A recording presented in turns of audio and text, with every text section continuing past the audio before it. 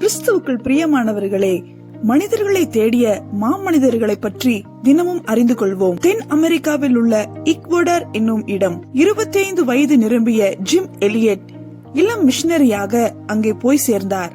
தன் நண்பர்கள் 4 உற்சாகமாக ஊழியத்தை ஆரம்பித்தார். ஆகாஸ் என்ற இன மக்கள் அமெரிக்காவிலேயே இவர்கள்தான் கொடூரமான பழங்குடி மக்கள். ஈவு இரக்கமற்றவர்கள், கண்டதும் கொலை செய்யும் கொடூரர்கள், பழி பாவங்களுக்கு அஞ்சாதவர்கள். ஜிம் எலியட் துணிச்சலான வீரர், நற்செய்தி அறிவிப்பதில் மிகுந்த நாட்டம் கொண்டவர். அதிலும் கொடூரமான பழங்குடி மக்களுக்கு கிறிஸ்துவின் அன்பை கூறி அம்மக்களை மாற்றம் பெற செய்வதில் அதிக ஆர்வத்துடன் காணப்பட்டார்.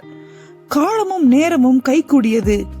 ஆகாஸ் என பெண் ஒருவரின் மூலம் ஆகாஸ் மொழியில் சில வார்த்தைகளை கற்றுக்கொண்டார். அவர்களை பார்த்து பேசுவதற்கு ஆவல் கொண்டார். 1955 ஆண்டு ஆகாஸ் இயக்க குழு ஆரம்பிக்கப்பட்டு ஆகாஸ் இன மக்களுக்காக பாரத்தோடும் கண்ணீரோடும் ஜெபங்கள் ஏறெடுக்கப்பட்டன. சிறு விமானம் ஒன்று தயாரானது.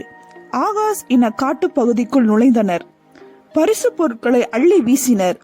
காட்டுவாசிகள் ஆவலுடன் அவற்றை அள்ளி சென்றனர். மறுநாள் ஆகாஸ் இன மக்களோடு நேரில் பேசிவிட ஆவலுடன் சென்றார் ஜிம் எலியட். அந்தோ எப்படி சொல்வது, நற்செய்தி அறிவிக்க சென்ற நட்பண்பு மிக்கவர்களை எங்கிருந்தோ வந்த விஷ அம்புகள் தாக்கின. ஜிம் எலியட் இரத்த சாட்சியாய் அம்மண்ணில் வீழ்ந்தார். அத்துயர செய்தி காட்டுத்தீ போல் எங்கும் பரவியது. 2 ஆண்டுகளுக்குள் ஜிம் எலியட்டின் லட்சிய கனவு நிறைவேறியது. ஆகாஸ் இன மக்கள் மனம் திரும்பினர். ஜிம் எலியட்டை கொன்ற ஒருவனுடைய மகன் இன்று ஆகாஸ் சிறுசபையின் போதகராக பணியாற்றிக் கொண்டிருக்கிறார். ஆம் பிரியமானவர்களே, கிறிஸ்துவின் பணியில் உங்களின் இழப்பு எதுவாக உள்ளது?